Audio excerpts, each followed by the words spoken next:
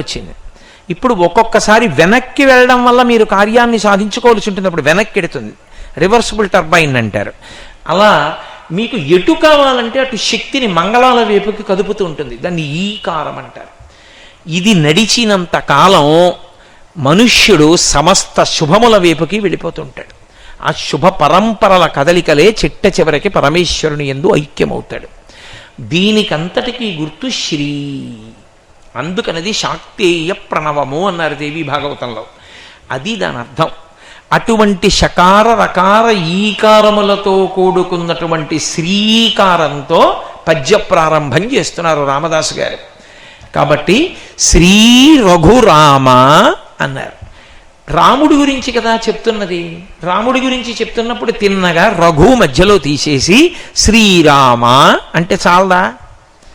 సీతమ్మ ఉన్నట్టేగా పక్కన రఘురామ అని పిలవడం ఎందుకు అంటే, రామదాసు గారి యొక్క హృదయంలో ఉన్న గొప్పతనం ఏమిటంటే, వంశకర్తలైనటువంటి వాళ్ళు నీ వంశంలో కొంతమంది పుట్టారు. నిన్న మీతో చెప్పాను, వంశకర్త అన్న మాటకు అర్థం ఆ వంశంలో ఎందరో ఉంటారు, కానీ ఎవరో ఒక మహానుభావుడు పుడతాడు. ఆయన పుట్టిన కారణం చేత ఆ ఇంటి